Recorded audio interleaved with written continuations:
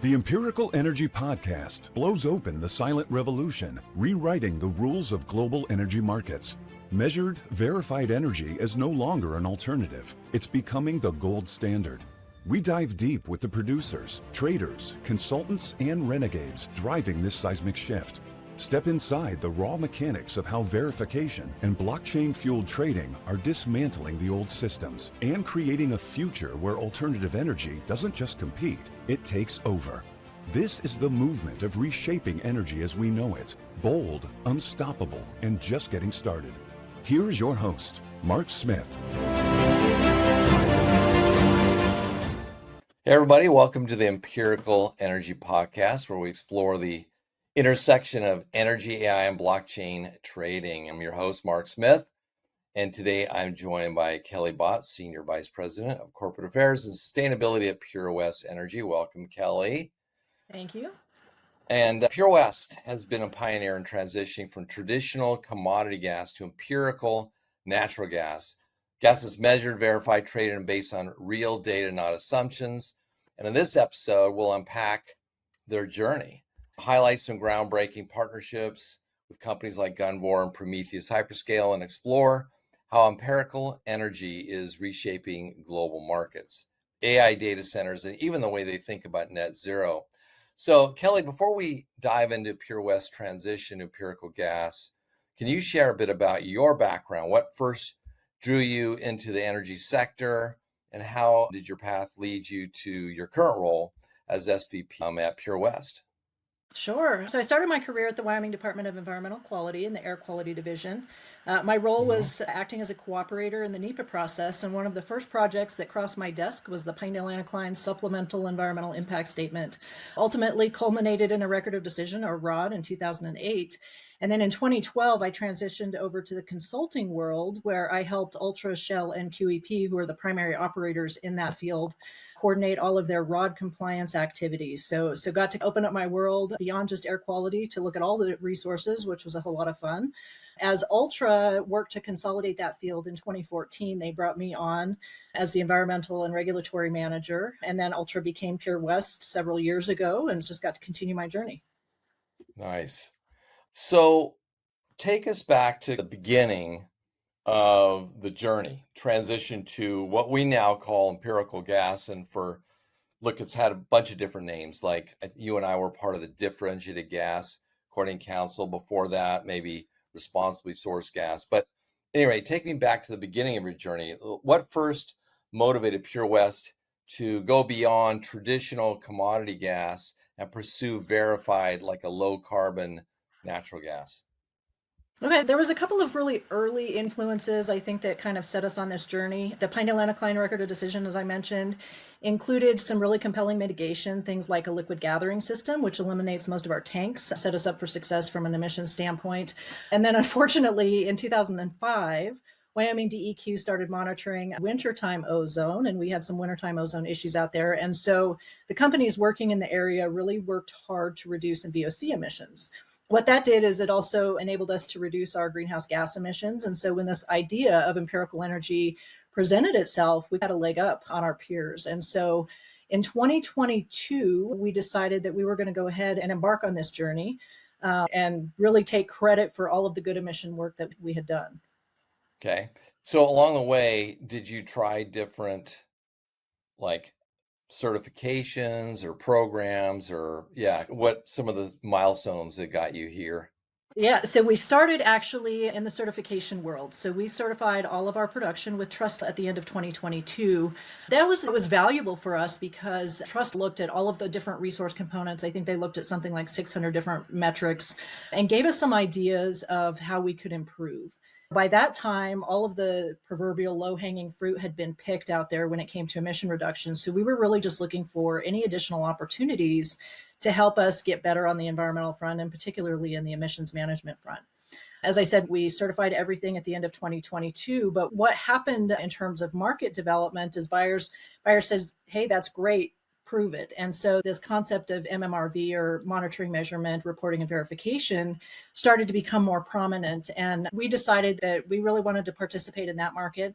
We'd done some work on the monitoring side. We had signed up to the Oil and Gas Methane Partnership and really wanted to help advance that part of not just the market, but the technology that supports it. Okay.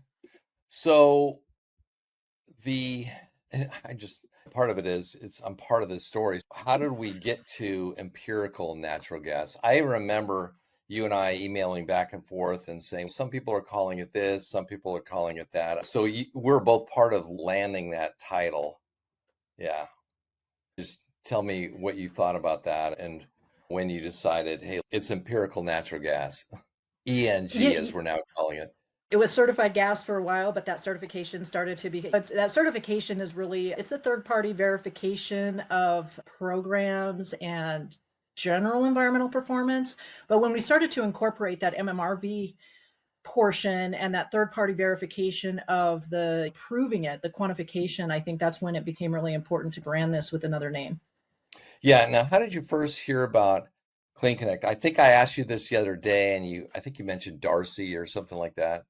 Yeah. So our air quality lead had discovered Clean Connect on Darcy Partners.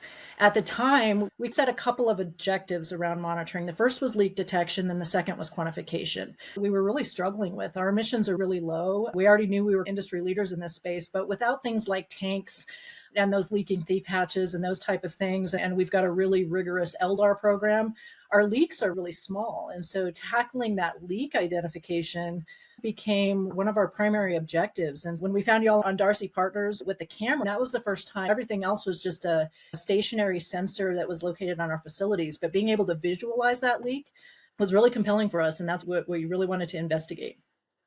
I remember it might have been a webinar or something like that. And I mentioned we were doing some stuff with Promax.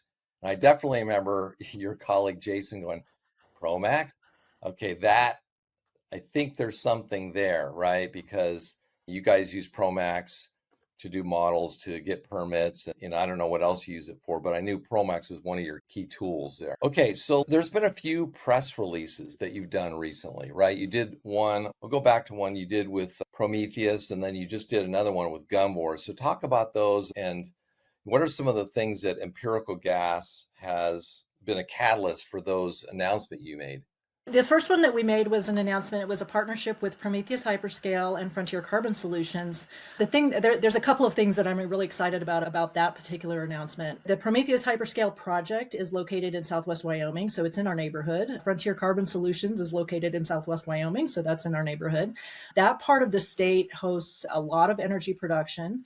Natural gas production primarily, but it's also got wind and solar coming up to speed. It's got sources of CO2 for carbon injection. And so the Frontier Carbon Solutions piece is really that carbon abatement piece. The cool thing about this partnership is it creates optionality for tenants at the data center. A lot of these tenants have set pretty ambitious emission reduction goals.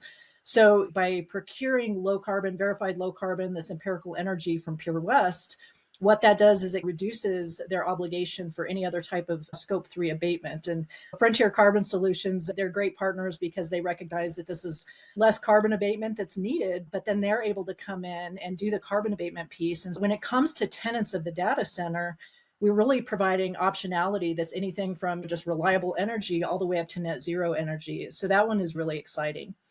The second press release that we made with Gunvor, also really excited about that one, because what Gunvor is, they're really forward thinking when it comes to offering additional optionality when it comes to net zero or anything up to net zero solutions. And what Gunvor is doing is they're pulling in different streams of energy, including renewable natural gas, and blending that with our empirical natural gas to achieve an ultimate carbon intensity at a much more economic kind of price point for buyers. So it's interesting because on one hand, we're hearing that like AI data centers are going to be probably the fastest growing demand for energy. At the same time, I'm sure they've been approaching you for the last year saying, "Oh, yeah, we need natural gas. We're gonna go do nuclear, or we're gonna do this other thing." But then they ended up coming back to you guys and saying, okay, natural gas is about the only thing that can scale at this stage. But we don't want just regular stuff. We don't want regular commodity. What do you got that's different and new and net zero, as you said? So it's an interesting. Are you seeing that? Are you hearing more about that? That they don't want just regular stuff. They want this low CI natural gas. Yeah, I think so. The early data center discussions, they were very focused on net zero solutions. They were focused on renewables. They were focused on nuclear. That's still part of the all of the above strategy. And I think that's going to be important as data centers scale up. The thing that we're offering is reliability and a low emissions footprint. And by making that part of the blend, again, it's really all about optionality and providing buyers a menu of options as they have their own emission reduction goals. Certainly, power reliability is really important, but there's still a space for the small scale nuclear reactors. We're anticipating those coming online in the future and looking forward to what that adds to the optionality in the blend. So a couple of these terms that people who are watching this may not be familiar with, but ISO 14067 with mass balance and ISCC. Why did you end up pursuing those particular certifications? We we signed on to the oil and gas methane partnership, so following that framework and those principles. But when it came to buyers and how buyers are able to really leverage this product for their own emission reduction goals, and thinking not just domestically, but globally, that's where those ISO and ISCC standards become really important. They're really rigorous. They include third-party verification. At the site level, on an MMBTU basis, we're able to account on an MMBTU basis for every single molecule of our gas and the emissions footprint associated with that. And that having that ISO or ISCC backing just allows, I keep talking about optionality, but allows buyers to leverage that data in a way that's really meaningful for them and defensible. Because a lot of those other systems, obviously subpart W, emission factors, annual emissions inventory, even OGMP, annual emissions inventory, right? But the traders are like, yeah, I can't wait around for an annual emissions inventory. I need something in near real time because I'm looking at your gas daily and reconciling it monthly. Like they needed a certification that can be done in practically near real time, but at least reconcile monthly. Yeah. Okay. So, how important, because another term that people may not be familiar with, this whole idea of book and claim, right? Versus like taking physical possession of the gas. Because I think one of the first deals we were working on together was a book and claim type of thing. What the heck is book and claim? And why can So you? book and claim or trace and claim really allows buyers to procure other sources of natural gas, but take credit for our environmental attributes. That the reason that becomes important, especially for a landlocked state like Wyoming, is when we start talking about market sectors. We're talking about liquefied natural gas, LNG, we're talking about industrials like methanol production. A lot of this has global implications, and we don't want to limit our ability to get these attributes to market because the pipeline capacity isn't in our favor. We can't get them to certain ports or whatever that might look like. When we're talking about climate change, the reason that works is because we all know that climate change is not limited to the state of Wyoming. It's a global problem. So if you can encourage emission reductions through this kind of book and claim or trace and claim approach, it's really a win globally when it comes to reducing emissions. So one of the things that another term that has been bandied around, was, hey, we put stuff in registries or whatever, but now we're building up this data inside of things we're now calling EACs, environmental attribute certificates that can be traded. So that's a relatively new thing. I've been telling people to try to explain it's like a birth certificate for energy that goes along with that energy. So that's a whole new thing. And I know, yeah, what does the EAC do now for Pure West and how is it involved in some of this trading? An EAC it really reflects a carbon inset, and that's a term I've become much more familiar with recently. A carbon offset is really about going out to the market and buying something that reduces emissions somewhere else. Carbon insets reflect our actual emission reduction in the field of the energy product itself. And so those EACs allow for that. It's a nutrition label, or as you pointed out, a birth certificate that follows that gas. So it really proves what the production footprint looks like of that gas. It's interesting because that's one of the things that kind of evolved when we were doing the 14067 with mass balance, like what goes into that EAC, because there's so many different parties that are going to look at it. Obviously, you look at it, like I can see this was produced at this site at this time with this much emissions and whatnot. The buyers obviously need to see it. The traders need to see it. And even the auditors. We went back and forth with an auditor who wanted to literally click on the GHG statement for that MMBTU of energy. So there's a lot that gets packed into that EAC. And I think one of the other breakthroughs that we're going for now is the ability to do audits at scale, which I know you really want. And that's a new breakthrough that we're all keeping our fingers crossed, because it's going to really make this whole thing start to scale. I'm excited about that. Absolutely. And those audits and that verification, it is a heavy lift. We start with the really detailed review of the methodology, but when we start talking about month by month or facility by facility audits, auditors are getting in there. They're looking at variables, they're looking at performance, they're making sure that everything is still working as we said it was going to work. And so it is important to be able to scale that auditability up so that we can continue to have that performance month after month and facility by facility. So I know you're involved in some of the negotiations around getting the premiums. So you don't have to say what kind of premiums you're getting, but you're having discussions where you are getting premium. Because I think a lot of people who may be your peers in the industry say, I've heard about this other stuff that we've done in the past, but nobody got any premiums. That's not a real thing. It's impossible to get premiums. And you would say the premiums are out there, you know what, and I wouldn't say we're not going to build our business on those premiums, but we are Sure. going to reinvest them to continue our emission reduction work. And so it's really leveraging the free market to drive these emission reductions, which I love it that it's in that space. And I can also see too that one of the challenges has been in the industry that no matter how clean you do it or produce your energy, you are all getting paid the same price, which could be frustrating. Okay, it's just a commodity. Unlike oil, where there's slight variation of thing and you get paid differently for light sweet crude or whatever, nat gas was all the same. But now with this EACs and this certification, you can actually differentiate and actually get paid for that, which is new and Absolutely. And it's incentive yeah. to continue to do that good work. And it's incentive Right. for our peers.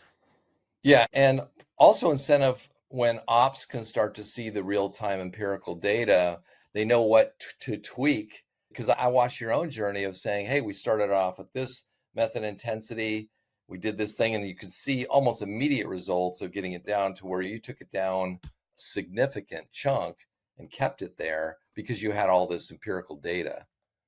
Absolutely. And going back to the value of the mass balance and the ProMax, what that really does for us is it gives us the ability to look at our emissions profile on a source by source basis, and like specific source, not just source category, and take a look at our facilities and say, okay, what would it take to reduce emissions further? We've had some wins where we were able to consolidate some equipment and do some different things because of what we could see in that ProMax work. And so there's a lot of value in that. So as you kind of look out, and I know you and I both are looking out at the future and saying, what's the EU going to do? What's going to be happen to LNG? What does Japan require? Can we participate in those programs? And more requiring this EAC. Do you see empirical gas over time becoming the standard? I think there is a lot of demand, especially when we look on a global scale. There is a lot of demand for clean energy options. I think as more and more companies step up and demonstrate their performance through MMRV, I think we're going to see that starting to become more of a standard. We're certainly not there yet, and I think there's a lot of work still to be done, but there's a lot of reasons to do this. It's the right thing to do to reduce our emissions as much as we can, but there's demand for it too. But beyond all that too, it's allowing, I would think, Pure West to get into deals that otherwise you wouldn't be talking about, right? I mean, you'd be putting gas in a pipeline and selling it to the midstream or whatever. But to think, hey, I can differentiate enough to get in the AI data center deal, maybe a biomethanol deal, this deal, that deal. So what would you say to your peers who they're kind of looking at all this, but they're not sure? They're like, wait, is this for real? So what would you say to them? I would say that my phone has been ringing off the hook with interest. I think that Okay. there's a lot of different industry segments that are trying to figure out how to leverage this. I think there's some breath holding while we wait for some of the global trade negotiations to come to fruition. Again, I think that there's enough domestic demand and enough domestic opportunity. I really think that the value proposition is there. I think, again, not going to probably build an entire business on it, but the ability to reinvest and just continue that cycle of reducing emissions and reinvesting that for additional emission reductions, I think is really compelling for the overall climate change mitigation space. And I think you just said something that your phone's been ringing off the hook. I think you and I have talked, and it's like we actually want to see more players come to the party to actually build out a market for this deal. I can tell you that the next players that come in are going to benefit from all the work we've done up till now, right? Sure, you're out there, have a big head start, but those future players who get in are going to benefit from the early adopters work that like you Pure West and you've been doing. Without a doubt, we have a lot of lessons that we've learned since we started this journey in 2022. A lot of things that we've learned not to do. Always happy to share those lessons. And I think overall our industry is pretty aware of where there have been successes and where there have been failures. But yeah, I think a lot of the folks working in this empirical energy space are more than willing to share all of the lessons learned and get folks started on a really positive front. I'm curious because actually I don't know this, but okay, so we talk about it in terms of now you're talking to traders and the traders are interested in what you got. You got some brand new buyers kind of lined up. But what about internally? When you talk to your members of the C-suite or with investors, what do they think about this project? Are they taking a wait and see? Or are they excited about where you guys are taking it? I always say that our industry is filled with environmentalists. It truly is. And so I think from a company pride perspective, that's the first box we check in a big Yeah. way. I think being able to demonstrate and communicate and verify our environmental performance is really important. I think certainly investors they're interested in investing in clean companies and companies that are forward thinking and trying to do the right thing. Even down to operations, I know you mentioned this before, but even down at the field level, being able to show them what this means, and even like with the Clean Connect Halo camera, being able to visualize some of this stuff, it really provides fantastic context and why we're doing this, and just really builds a lot of support and momentum throughout the company.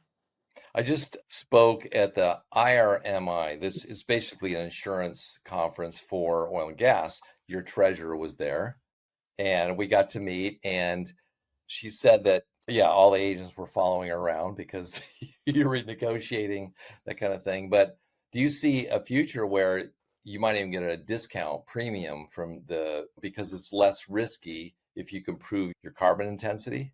Absolutely. I think in a lot of different aspects of our business, I think from a risk perspective, the fact that we are keeping such tight control on things like our emission performance, we're able to track those things, we're able to address leaks and things like that really quickly. That's really appealing to a lot of the different aspects of our company, things like insurance and different portions of those pieces. Listen, this has been great. And I think just the last question might be just get your idea where this is going. I know for me, working on this, my goal of Clean Connect was always to find the intersection between energy, AI, and blockchain. And this is definitely there, right? It has all those things combined. But anyway, yeah, talk about where do you see this going in the future? And yeah, you've positioned clearly Pure West to take advantage of wherever that goes. Yeah, the future that I see, and I don't think it's a stretch, this is a data-driven future. It is all about data. It is all about being able to collect, store, analyze, respond to. And that's where this particular approach, this empirical energy approach, it's really all about data and making sure that we've got a really good handle on that we're responding accordingly. I think it's set to grow as AI takes off. AI is going to come into the picture as well. I think we're going to be able to do some really fantastic, compelling, and innovative things. Excellent. Thanks, Kelly. Appreciate this opportunity to talk about empirical energy. Absolutely.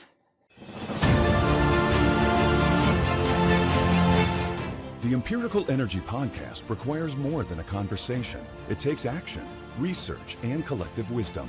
If today's episode resonated with you, we'd love to hear your insights. Join the conversation and help us shape the future together. We'll be back with more stories, strategies, and real-world solutions that are making a difference for everyone. In the meantime, be sure to subscribe, rate, write a review, and share it with someone you think would benefit from it too. Thanks for listening, and we'll see you on the next episode.